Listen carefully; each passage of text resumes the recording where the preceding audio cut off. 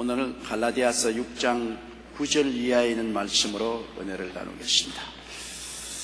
갈라디아서 6장 9절 우리 다 같이 읽겠습니다. 우리가 선을 행하되 낙심하지 말지니 피곤하지 아니하면 내가 이름에 거두리라.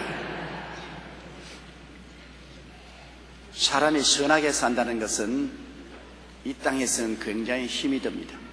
왜냐하면 온 세상이 악한 자 밑에 있습니다. 그러므로 악한 마귀의 영에 잡힌 우리 모든 인생들은 자동적으로 세속적인 문화를 쫓아갑니다. 신령한 문화는 없어요. 세속적인 문화라는 것은 전혀 하나님 아버지와 예수님이 없는 문화입니다. 세속적인 문화 속에서는 정치나 경제나 교육이나 문학이나 음악이나 예술이나 할 것 없이 그 안에 예수 그리스도와 하나님은 전혀 없습니다. 세속적인 문화 속에는. 그리고 오직 세속적인 문화 속에는 부정과 부패와 탐욕과 욕심만 홍수처럼 몰려오는 것입니다. 사람들은 다 부정, 부패, 불의, 추악, 탐욕, 욕심 이런 것에 아예 지범벅이 되어서 살고 있죠. 그게 세상 문화입니다. 그런 세상 문화 속에서 선하게 산다는 것, 하나님의 뜻을 쫓아 산다는 것은 굉장히 힘이 듭니다. 하와이엔 기후로 말하면 지상낙원 같아요. 하와이는 굉장히 기후가 좋습니다. 그러나 내용을 들여다보면 미국에서 제일 마약 중독자가 많은 것이 하와이입니다. 하와이는 주지사, 부지사로부터 시작해서 온 정치적인 제도와 조직을 총동원해서 마약을 방지하려고 전력을 기울이고 있는데요. 어마어마한 마약의 부패가 하와이에 있습니다. 그래서 하와이에 있는 기독교 관계자들이 내명년에 하와이에 산 6만 명 모인 집회를 열고 마약 퇴치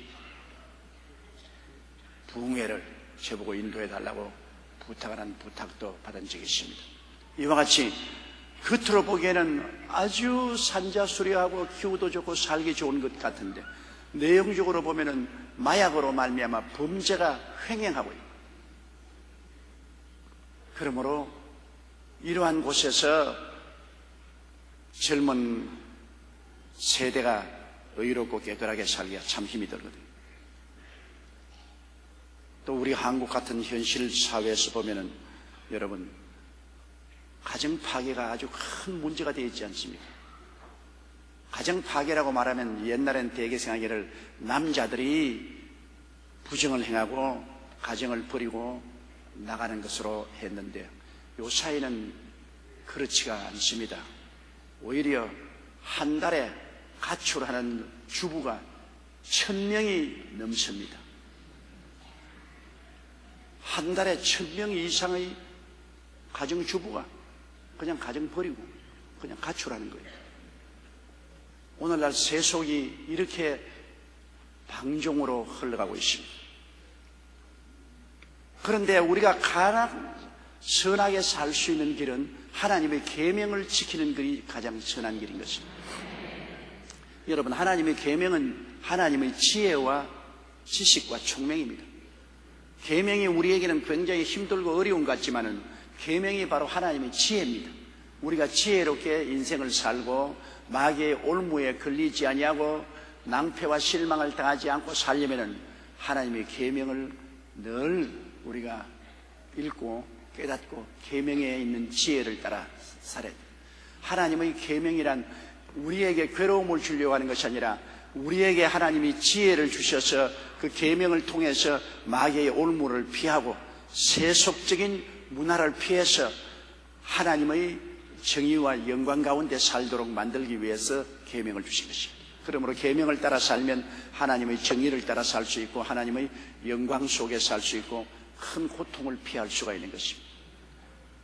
육신을 따라 살면 현실적으로는 육신적으로 쾌락이 있는 것 같지만은 나중에는 굉장히 큰 고통을 가져오는 것입니다. 육신으로 심으면 썩을 것으로 거둔다. 썩을 것으로 거둘 때 여러분 당하는 고통이 얼마나 심합니까? 우리의 몸도 여러분 골마 터져서 썩어지면 얼마나 그 상처가 고통스럽고 괴롭지 않아요? 썩어지면 괴롭죠. 우리의 가정에도 썩어지면 괴롭지 않아요? 사회에도 부패와 부정이 있으면 괴롭지 않아요? 모두 다 육체로 심으면 반드시 그게 박테리아가 들어가서 썩어지는 것입니다. 육체의 일은 현저한데 육체를 심으면 반드시 썩어요. 이 몸에도 박테리아가 들어오면 곰기고 열이 나고 병이 나는 것이다. 또 음식도 여러분 곰팡이가 피면 썩어지지 않습니까? 이 육신의 생각이나 삶이라는 것은 반드시 부패를 심어놓는 것입니다. 부패가 들어오면 고통이 다가오는 것입니다. 그 부패를 막을 수 있는 길은 우리가 성령으로 심고 말씀으로 심어야 돼요. 말씀과 성령은 우리에게 괴로움 같으나 하나님의 지혜죠. 말씀과 성령으로 우리가 심고 살면은 이 부패, 부정이 못 들어오므로 나중에가 편안하고 기쁩니다. 인생을 사는데 가장 행복의 기초 요건이 평안입니다. 평안이 없으면 아무리 잘 먹고 잘 입고 고랫돈 같은 집에 살아도 절대로 행복이 없습니다. 초가상칸에 살아도 다리 떡 뻗고 평안하게 살 수 있습니다. 평안이 그 행복의 기초가 되는 것입니다. 그 평안하려면은 하나님의 계명을 지키고 정의롭게 살면 평안하게 살고 하나님의 영광을 누리고 살 수 있습니다. 그러나 하나님의 계명을 저버리고 육체를 따라 부패하고 살면은 현재는 즐거움이 있는 것 같으나 절대로 평안하지 못합니다. 많은 갈등과 슬픔과 고통과 수치와 곤욕을 겪게 되는 것입니다. 이러므로 우리는 하나님의 말씀을 따라 선하게 사는 것이 가장 좋은 것인데, 선하게 살면은 너무나 세상에 저항을 많이 받기 때문에 낙심할 때가 많아요. 나 혼자만 착하게 살면 누가 알아주느냐, 다 온 세상이 다 착하지 않은데, 그러니까 오히려 착하게 사는 사람이 우습게 보이고, 그리고 따돌림을 당하고 사람들에게 손가락을 당합니다. 거짓말하고 부정부패하고 해서 적당히 잘 사는 사람은 오히려 그 지혜롭고 좋은 사람이라고 생각합니다. 정직하게 살고 착하게 살고 선하게 사는 사람은 외골수가 되어서 바보 천치라고 생각하는 것입니다. 그러나 먼 눈으로 볼 때 여러분, 의롭고 착하게 사는 사람이 끝까지 평안하게 사는 것입니다. 현재 거짓말하고 부정하고 부패하고 폭력으로 사는 사람이 잘 사는 것 같아도 난 먼 눈으로 보면 언제나 파멸됩니다.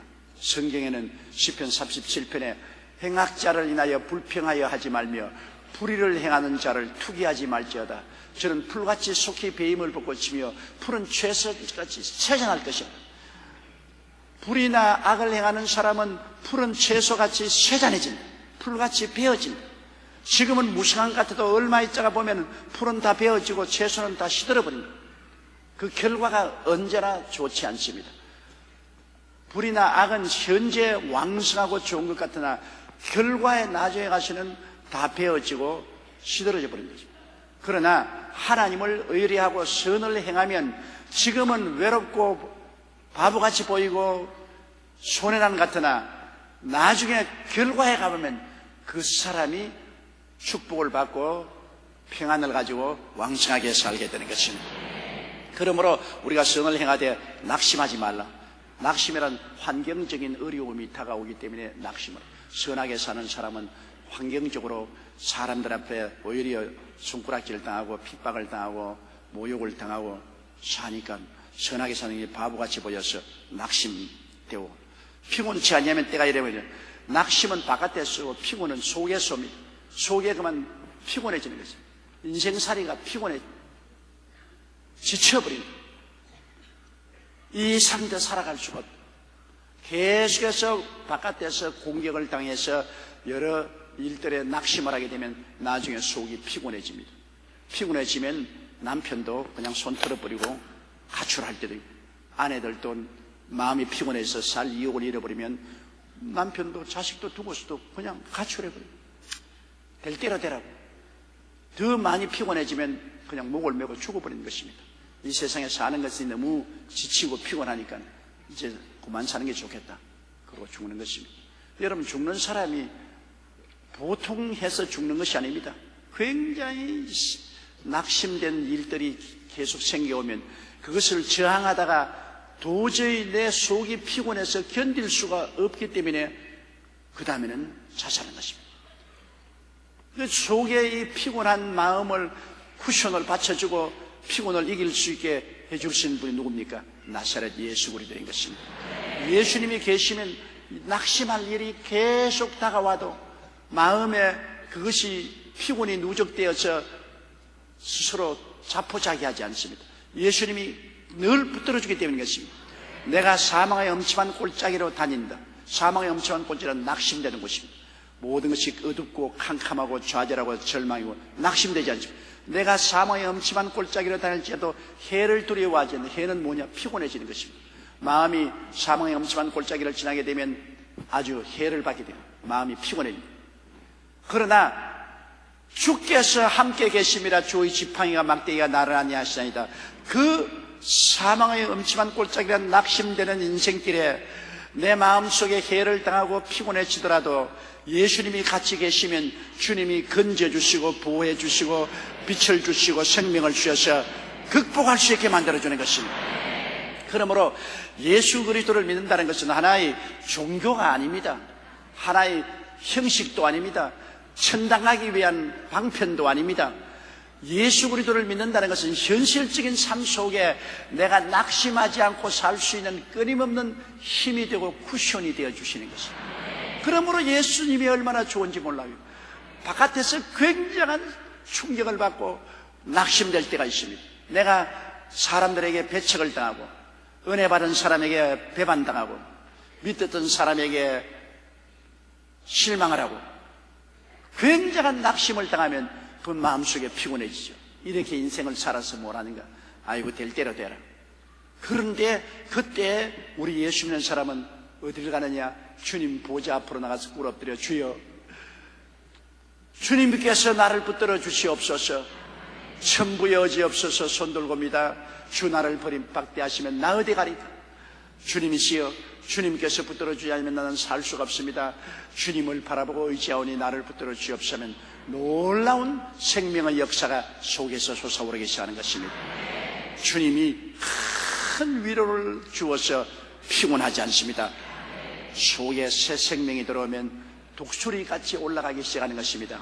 올라가 독수리같이 마음에 용기가 생기고 다시 힘이 솟아오르고 희망이 생겨나고 상상을 초월한 지성을 뛰어넘은 기쁨이 마음속을 점령합니다. 그러면 또다시 일어나서 낙심되는 환경을 향하여 도전하고 싸우고 기도하고 그것을 극복해 나갈 수가 있는 것입니다. 그러므로 우리가 선을 행하되 낙심하지 말지니 피곤치 아니하면 때가 이름에 거두리라. 반드시 여러분 때가 온다는 것을 잊지 말아야 됩니다. 캄캄하고 어두운 밤이 있는가 하면 새벽의 때가 반드시 다가오는 것입니다. 밤만 계속하지 않아요. 아무리 어두운 밤이 있다 할지라도 새벽은 반드시 다가오는 것입니다. 그렇게 천지를 진동하고 요란스러운 태풍이 불어와도 고요한 때가 다가와요. 이번 하와이에서 어마어마한 폭풍이 불어왔어요. 제가 6,601호실에 있었는데 내 방은 제일 호텔이 끄트마리 방에 있어요. 태풍이 그냥 창문을 사방으로 때리는데요, 꼭 기차가는 소리가 있어요. 어마어마한 태풍이 때리고 전봇대 소리가 아주 처량한 소리를 내고 막 천지의 귀신이 다 덤벼드는 것 같이, 아유 뭐 어마어마하게 기분이 좋지가 않아요. 그래서 저는 일어나서 사탄아 물러가라, 예수 이름으로 물러가라고 기도를 하고 했는데, 그렇게 어마어마한 폭풍이 불어와서 이 폭풍이 끝이지 않을 것 같은데 어제 오는 날은 거짓말같이 푸른 하늘에 맑은 날씨에 훈풍이 불더라. 그래서 폭풍이 왔다. 거짓말 아닌가? 언제 그런 폭풍이 불어왔느냐? 거짓말 같다. 그것은 때라는 것이 반드시 지나가는 것입니다. 폭풍이 그렇게 다가왔지만 기다리고 있으니까 폭풍은 지나가고 푸른 하늘과 반짝이는 태양과 훈풍이 불어오는 또 때가 오는 것입니다. 우리의 생활이 폭풍우가 불어와서 온 가정이 뒤죽박죽이 되고 모든 것이 다 끝장이 나고 그냥 날아가고 깨어지고 무너지고 이제는 끝났다고 생각하지만은 그때도 우리 주 예수 그리스도의 은혜의 줄을 잡고 눈을 딱 감고 견디는 것입니다. 정 어려울 때는 여러분 발부둥치로 소용없어 눈 감고 기다리는 겁니다. 때가 지나가고 조용한 날이 올 것을 믿고서 기다리면 때가 반드시 오는 것입니다. 폭풍우 때는 지나가고 조용한 때가 와요. 길을 걸어가도 그렇잖아요. 험한 길이 있어요. 아주 자갈길, 가시밭길, 험한 길, 그 길을 걸어가면서 탄식을 합니다. 언제까지 험한 길을 걸어가야 되냐. 그러나 얼마 걸어가다 보면 또 아주 모래밭 평평하고 좋은 부슬부슬한 흙이 있는 길을 만나서 걸어가게 되는 것입니다. 험한 길만 있는 것이 아닙니다. 험한 길을 걸어가다 보면 또 평탄한 길도 다가오는 것입니다. 그게 인생인 것입니다. 요셉 보십시오. 요셉이 아버지 앞에 특별히 사랑을 받아서 12형제 중 11형제로서 채색옷을 아버지가 입히고 후계자로 기르고 온갖 포슬합게 살고 그것이 영원히 갈 줄 알았습니다. 그러나 순식간에 그런 형들 앞에서 배반당하고 옷이 다 빼앗겨지고 마른 우물에 던져졌다가 아라비아 대상에게 돈 20냥에 팔려가지고서 종으로 끌려간. 어제까지 그렇게 포스럽게 살던 사람이 오늘은 수족이 묶여서 종으로 끌려간. 보디바라의 집에 노예로 팔려가지고 짐승보다 못한 삶을 살던 그를 생각하십시오. 그때 요셉이 그만 속에 피곤해져가지고서 자살해버렸다면 아무것도 안 되죠. 그러나 요셉은 하나님을 알았기 때문에 늘 그 노예 생활에서도 피곤하지 않고 마음에 긍정적이고 적극적이고 희망을 가지고 살았기 때문에 점점 그 생활이 향상해가 나중 총무가 됐다. 그러나 큰 낙심된 일이 다가왔지 않습니까? 보디발의 아내의 참소를 당하여서 너무나 억울하게 그는 12대 뜰의 감방에 갇혔다. 굉장한 충격입니다. 낙심될 수밖에 없습니다. 이렇게 내가 종살이 10년 만에 겨우 살만하니까 너무나도 억울한 누명을 덮어쓰고 감옥에 들어와서 얼마나 낙심되고 마음에 피곤하면 감옥에서 자살할 수 있지 않습니까?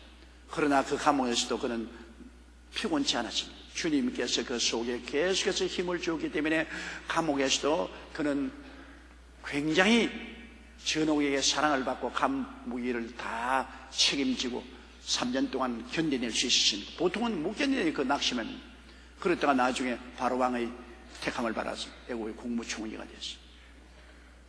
인생이라는 것은 그러므로 항상 좋을 때만 있는 것이 아닙니다. 안 좋을 때도 와요. 항상 안 좋은 것만 있는 것이 아닙니다. 또 좋을 때도 와요. 항상 평안하지만 않습니다. 불안할 때가 와요. 항상 불안하지만 않습니다. 평안한 때도 와요. 그러므로 그런 때만 바라보고 울고 웃다가는 미쳐요. 미쳐. 평안할 때 웃다가 또 편안하면 안 편안하면 울고 좋을 때 뛰고 꿀리다가 안 좋을 때는 또 뒹굴고 이렇게 하면 사람 미쳐요.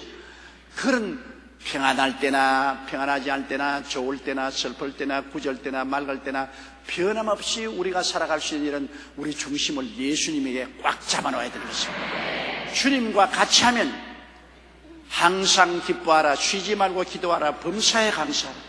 주님이 계심으로 항상 기뻐합니다. 기쁜 것도 기쁘고 안 기쁜 것은 기쁘게 만들어줄 것이니 기쁘고, 그게 우리 주님 믿는 사람의 위대한 힘인 것입니다. 안 기쁜 것도 기쁜 것으로 만들어줄 줄 믿기 때문에 안 기쁠 때도 견딜 수 있고, 슬플 때도 주님이 슬픔을 기쁨으로 변화시킬 수 있을 것을 믿기 때문에 슬플 때도 우리가 마음의 안정을 가질 수 있는 것입니다. 그러므로 항상 기뻐한다. 슬플 때 기뻐하고 좋을 때도 기뻐하고, 주님이 계시니까 기쁜 것은 기뻐서 좋고 안 기쁜 것은 기쁘게 만들 것이니까 좋고, 그리고 쉬지 말고 기도하라. 우리의 마음에 무거운 짐은 자꾸 주님께 기도로 맡겨야 되는 것입니다. 매일 내 마음에 소원도 맡기고 슬픔도 맡기고 고통도 맡기고 절망도 맡기고 주님께 짐을 맡겨요. 짐은 내가 짊어지지 말아야 됩니다. 수고하고 무거운 짐진 자들은 다 내게로 오라. 내가 너를 쉬게 하리라. 주님은 우리가 쉬기를 원하는 것입니다. 그러므로 어떻게 쉽니까? 짐을 주님께 자꾸 맡겨야 쉬지. 안 그러면 마음이 낙심되지 않아요? 지치지 않아요? 자꾸 기도로서 짐을 맡기죠. 기도 안 하고야 짐을 어떻게 맡겨요? 크고 적은 짐을 주님께 또 기도하고 또 기도하고 또 기도하고 또 기도하고, 그 기도로서 자꾸 맡기다 보면 맡겨져요. 마음이 피곤해지려고 하면 또 기도하고, 마음이 낙심되려면 또 기도하고, 자꾸 기도로서 주님께 맡기면 마음에 피곤해지지 않죠. 그리고 범사에 감사하라. 그렇죠. 우린 좋은 일은 좋아서 감사하고 안 좋은 일은 합동하여 좋게 만들어 주실 것을 믿고 감사하고, 그러므로 예수님을 믿고 산다는 것은 믿음 안에서 항상 사람의 마음이 흔들리지 아니고 중심이 잡혀서 살 수 있습니다. 예수님 안에서 기뻐하고 예수님 안에서 항상 기도로서 하나님께 모든 짐을 맡기고, 그리고 범사에 감사하고, 좋은 일은 좋아서 감사하고 안 좋은 일은 좋게 만들어 줄 것이니 감사하고, 합동하여 선을 이룰 것을 믿고 감사하고, 그렇게 살아가는 것이 가장 지혜로운 삶입니다. 왜? 성경에 보면 우리가 선을 행하되 낙심하지 말지니 피곤치 아니하면 때가 이름에 거두리라. 선하게 사는 사람은 선의 열매를 끝에 가서는 반드시 거두게 되는 것입니다. 요셉도 끝에 가서 거두었지 않습니까? 때가 이르면 거두입니다. 사람은 무엇으로 심든지 그대로 거두어요. 잘못 심은 사람은 때가 이름에 좌절과 절망과 슬픔과 고통으로 거두게 되고, 잘 심은 사람은 현재는 바보같이 보여도 때가 이름에 선한 열매로 가득하게 거두게 되는 것입니다. 사람은 모두 다 자기 미래를 향해서 심고 살아요. 현재 우리가 사는 것, 믿음, 소망, 사랑으로 심는 사람은 나중에 의와 평강과 희락으로 거두게 돼요. 그러나 이 땅에 살면서 악하게 굴고 몰인정하고 무정하고 불의하고 부정하게 심으면서도 배를 두들기고 잘 사는 것 같지만은 얼마 있지 않으면 거두어야 돼요. 좌절과 슬픔과 절망과 고통으로 거두어야 돼요. 사람은 자기가 하나님 앞에서 심어놓은 것 무엇인지 하나님 앞에서 거두게 돼요. 오늘 우리가 심는 것이 내일 거두게 돼요. 내가 오늘 사람들에게 선을 베풀고 착한 일을 하고 도와주고 은혜를 베푼 것 아무도 몰라준 것 같지만 하나님 보시고 계시고, 그것이 우리 삶 속에 심어놓는 것이기 때문에 나중에 세월이 흘러가면 어떤 것은 빨리 열매를 맺고 어떤 것은 천천히 열매를 맺지만 그것이 나중에 다 우리에게 거두게 되는 것입니다. 부모가 잘 심어놓으면 자식이 잘 거두게 됩니다. 성경에는 하나님을 거역한 사람은 천대로, 하나님을 거역한 사람은 3, 4대로 벌을 내리고, 하나님을 잘 섬긴 후세는 천대로 복을 내리게 줘요. 부모가 잘 심어놓으면 천대의 자손이 복을 받고, 부모가 잘못 심어놓으면 3, 4대로 화를 맞게 되는 것입니다. 그러므로 반드시 거둘 때가 오는 것입니다. 우리가 선을 행하되 낙심하지 말지니 피곤치 아니하면 때가 이름에 거리리라. 그러므로 우리가 할 수 있는 최선을 다해서 하나님 앞에 선을 행하고, 그리고 낙심된 일이 있더라도 마음에 피곤하지 않고 견디면 선의 결과로 좋은 열매를 거둘 날이 반드시 다가오게 되는 것입니다. 선한 사람이 좋습니다. 악한 사람 좋지 않습니다. 사람이 착하고 선한 사람은 모든 면에서 손해를 보는 것 같아도 먼 장래의 눈을 보면 그 사람이 땅을 차지합니다. 성경에는 온유한 사람이 복이 나니 제가 땅을 기업으로 얻을 것임이라 했습니다. 악한 사람이 땅을 차지할 것이라고 말하지 않습니다. 선한 사람이 땅을 차지해요. 땅을 차지하는 것은 세상 복을 말하는 것입니다. 땅은 세상 복을 말하지 않습니다. 악한 사람이 땅을 차지하지 않습니다. 선한 사람이 땅을 차지해요. 사람이 선한 것이 제일 좋습니다. 악한 사람 만나면은 여러분 정말 고통스럽습니다. 악한 남편 만나 놓으면 아주 신세 끄벅끄벅해요. 악한 아내 만나 놓으면 그 남편은 절단강산입니다. 자식이 악하면은 부모들이 자식에게 얻어맞아 죽는 사람도 있지 않습니까? 친구들 중에도 악한 친구가 있으면 화를 겪지 않습니까? 저는 며칠 전에 신문 보니까 뭐 깽단에 가입 안 한다고 친한 친구가 골목에 만나서 그냥 칼로 찔러서 죽여버립니다. 이런 악한 친구 만났다가 날벼락을 만난 거죠. 착하고 선한 사람을 만난다는 것이 여러분 굉장히 큰 행복입니다.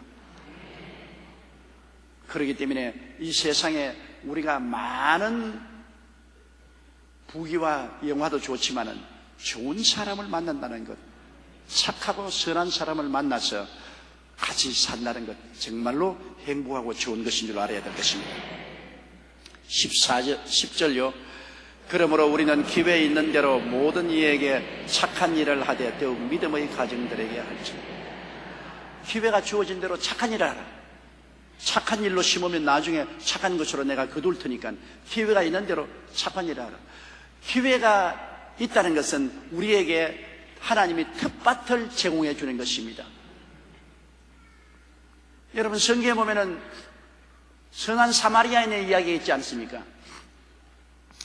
한 사람이 예루살렘을 떠나 사마리아로 내려가다가 강도를 만나서 있는 것 다 빼앗기고 옷도 다 벗겨주고 얻어맞아 피투성이가 되어서 던져놨습니다. 이 사람을 율법주의자인 제사장이 지나가다가 그를 보고 율법적인 심판만 하고 꾸짖기만 하고 그냥 지나갔습니다.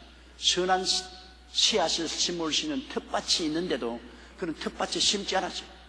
비난하고 공격만 하고 비피만. 율법주의자는 절대로 여러분 사랑을 베풀지 않습니다. 율법주의자는 남의 잘못을 언제나 핥히고 벗기고 짓밟지. 율법주의자는 남을 덮어주고 치료해주고 감싸주지 않습니다. 율법주의는 그래요. 여러분 마음에 율법주의자가 되면 절대로 남을 감싸주지 않아요. 남을 벗기고 핥히고 흑칠하고 짓밟죠. 이게 율법주의 본성인 것입니다. 그 제사장은 율법주의자이기 때문에 이 사람을 보고서 그냥 비난하고 공격하고 욕하고 침뱉고 지나갔습니다. 사랑을 베풀 수 있는, 선을 행할 수 있는 좋은 텃밭인데요. 그런데 그 텃밭이 아무것도 심지 않았습니다. 그 다음엔 레위인이 지나갔습니다. 이 사람은 형식주의자인 것입니다. 위선자입니다. 의식이나 행하고 위선적인 일만 행하는 좋은 텃밭인데 심지 않았어요. 지나갔어요. 그러나 사마리아인은 와서 이 강도 만난 사람을 보자 그는 사랑을 베풀었습니다. 사랑은 첨해주고 치료해주고 씻어주고 감싸주는 것이 사랑인 것입니다. 이 사마리아인은 이 사람에게 와서 기름을 붓고 포도주를 붓고 봉도로 침해주고 짐승에 태워서 주막집에 데리고 가서 돌보아주고 은전 2입을 주어서 주막 주인에게 잘 돌보아주라고 부탁했습니다. 이 사람은 텃밭에 심었습니다. 이 사람은 나중에 30배, 60배, 100배, 1000배 마음대로 보답을 받게 될 것입니다. 우리 주위에 일어나는 모든 도움이 필요한 사람들은 우리가 선을 베풀 수 있는 텃밭입니다, 여러분. 우리가 텃밭을 심어야 되잖아요. 우리 집 앞에 텃밭이 있으면 여기에 배추도 심고 상추도 심고 고추도 심고 과일도 심으면 나중에 먹게 되잖아요. 텃밭을 놀려놓으면은 그게 상추, 배추, 토마토, 고추 다 다른 사람 따먹을 때는 못 따먹잖아요. 텃밭이라는 것은 좀처럼 여러분 많이 주어지지 않습니다. 기회가 바로 텃밭인 것입니다. 우리는 심을 수 있는 텃밭이 우리에게 다가올 때 하나님이 심을 기회를 주었다고 뛰고 즐기면서 심어야 돼요. 그 텃밭이 뭐냐? 도움이 필요한 사람들이 손을 내밀 때가 텃밭인 것입니다. 이웃이 갑자기 옷이 없다. 나는 옷이 여러 벌 있는데 옷이 없다. 그러면 그 내 텃밭입니다. 옷으로 심을 수 있는 텃밭입니다. 이웃이 병들었는데 약 사 먹을 돈도 없고 병원에 갈 돈도 없다. 나는 돈이 있으면 그 텃밭에 얼른 심어야 돼요. 심어놔야 돼요. 그 나중에 내게 거두어지는 것이니까. 이웃이 고통당할 때 그건 내가 가서 기도해주고 위로해줄 텃밭입니다. 그 기회를 놓지 말고 가서 위로하고 기도해주면 내가 미래를 위해서 심는 것입니다. 여러분 성경에 주님께서 뭐라고 했습니까? 내가 줄였을 때 너희가 먹였으며 내가 굶주렸을 때 내가 병들었을 때 돌봐 주었고 내가 감옥에 할 때 신방해 주었고 내가 헐벗을 때 입혀 주었다. 그 의인들이 말했습니다. 언제 주님이 헐벗고 굶주리고 병들고 감옥에 들어갔습니까? 근데 이 소자 중에 지극히 적은 사람 한 사람을 위해서 해준 것이 바로 나를 위해서 해준 것이다.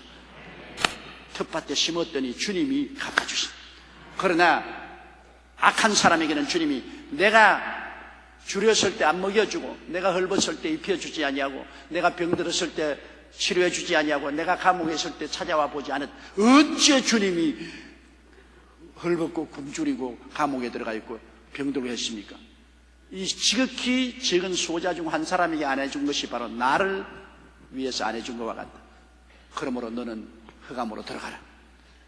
이 이야기를 통해서 보십시오. 우리에게 주어진 텃밭이란 기회가 있을 때 우리가 심어지, 텃밭이 없으면 못 심어요. 여러분에게 도움을 청하는 이것을 귀찮게 생각하지 마십시오. 이것이 바로 여러분 장차를 위해서 좋은 씨앗을 심을 수 있는 텃밭이라고 생각하고 할렐루야를 해야 되는 것입니다. 저는 종종 신문을 보면서 슬픔을 당한 사람들의 이야기를 많이 봅니다.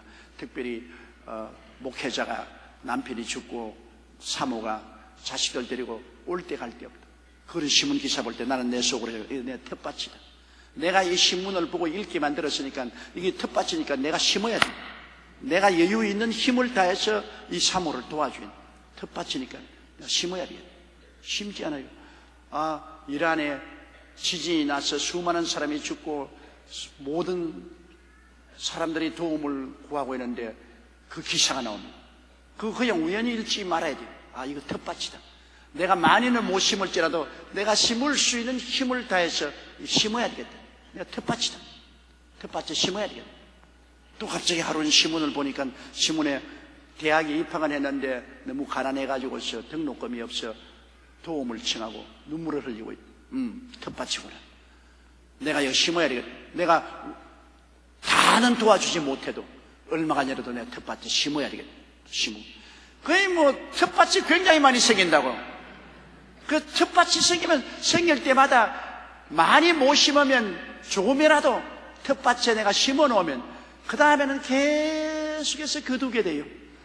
이상하게 하나님께서 계속해서 30배로 혹은 60배로 혹은 100배로 계속해서 거두어 드리게 돼요. 그러면 심을 때는 심음으로 즐겁고 기쁘고 또 거두니까 또 받음으로 기쁘고 즐겁고, 그러므로 여러분 심고 거두는 법칙이 항상 우리 주위에서 일어나게 되는 것입니다. 여기에 우리는 기회에 있는 대로 모든 일에 착한 일인데 기회에 있는 대로 기회가 뭔지 내가 알 수가 있냐? 알 수가 있지요. 여러분에게 도움을 청하는 상황이 나타나면 그것이 기회입니다. 좋은 일을 행할 수 있는 기회예요. 심을 수 있는 기회라고요. 다른 기회를 찾지 마세요. 여러분 바로 주위에 여러분에게 하나님이 이거 텃밭이라고 내놓고 달랑 그것이 기회인 것입니다. 근데 성경에는 보면은 우리가 그런 기회가 오면은 안 믿는 사람을 위해서도 하지만은 특별히 믿음의 가정에 하라고 그랬었습니다. 믿는 사람부터 먼저 심어라. 텃밭이 생기거들랑 믿는 사람들 텃밭에 먼저 심어라. 예수 믿는 사람에게 먼저 도움을 주라. 나는 늘 마음속에 기억이 나는 것은 옛날에 제가 신학교 시절에 그 외국 사람들이 와서 천막을 치고 부흥회를 하면은 제가 부흥회 통역을 했어요. 부흥회 통역을 하고 나오면은 그 바깥에서 장사꾼들이 그때는 못 사니까 뭘 팔아먹으려고 하는데 거기 한 사람 예수 전도하는 사람이 있어요. 언제나 버스간에 와서 예수 천당 하는 사람인데 그분이 치약과 칫솔을 가지고 와서 여러분이여 내 치약과 칫솔을 사주십시오. 성경 말씀에는 착한 일을 행하되 믿는 자에게 먼저 하라고 했습니다. 내가 그것이 그때 들었는데 내 마음속에 사라지지 않아요. 이 사람이 내가 평소에 보면서 종로 내거리 버스간에서 예수 천당 하고 늘 노방전도하는 사람인데 부흥에 와서 치약, 칫솔이나 비누를 가지고 와서 여러분이요 착한 일을 행하되 먼저 믿음의 가족들에게 하라고 했으니까 나 위해서 먼저 치약, 칫솔, 비누 사달라고 그렇게 하는 것을 내가 보았어요. 그리고 한 번은 제가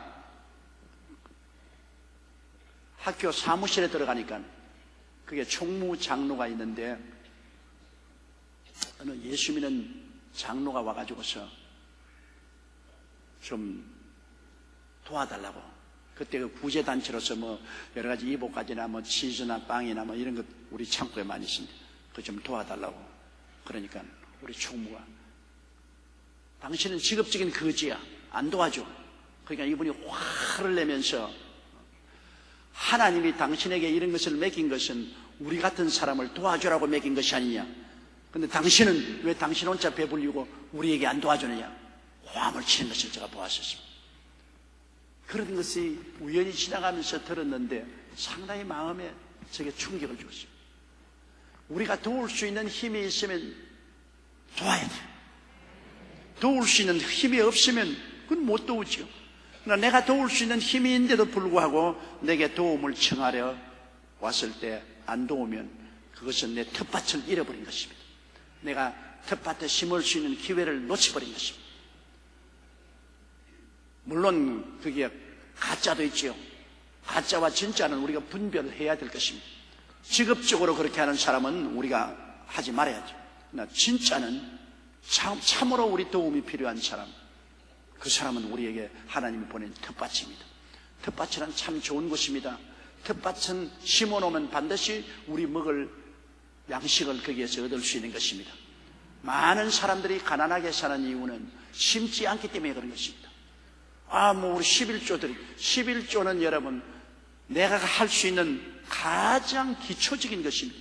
11조는 왜냐하면 원래 내 것이 아닙니다. 11조는 하나님의 것입니다. 하나님이 주신 태양과 물과 흙과 모든 것, 하나님께로부터 받은 것, 우리 수입 중에 11조는 하나님 것 드리는 것이기 때문에 11조 드렸다고 해서 여러분 어깨에 힘줄 처지는 못 됩니다. 11조를 안 드리면 하나님께 저주를 받죠. 11조 드리면 그건 당연히 우리가 해야 될 일인 것입니다. 우리가 하나님께 축복을 받을 수 있는 것은 11조보다 더 많이 하나님의 사역을 위해서 드려야 되는 것입니다. 그것이 바로 텃밭에 심는 것입니다. 텃밭에 심는 것은 하나님의 부요의 체계 속으로 들어가는 것입니다. 하나님이 우리에게 주라 그래야만 돌려줄 것이니 곧 후이되어 눌러 흔들어 넘치게 해서 안겨주리라. 이것은 11조를 말한 것이 아닙니다. 11조 이외에 텃밭에 우리가 심으면 하나님이 되어 흔들어 넘치게 해서 안겨주는 것입니다. 11조는 안 하면 벌을 받는 것이고 11조 이상으로 하는 것은 축복을 받는 비결이고요. 그러므로 내가 안 해서 저주받는 것은 11조고 함으로 축복을 받는 것은 11조 이외에 텃밭이 생겼을 때 내가 그 텃밭에 심으면 하나님께서 30배, 60배, 100배를 해서 복을 나려 주시는 것입니다. 그러므로 이것을 우리 마음속에 늘 기억하고 있어요. 그러므로 우리는 기회 있는 대로 텃밭이 생길 때 모든 이에게 착한 일을 하되 더욱 믿음의 가정들에게 할지니라.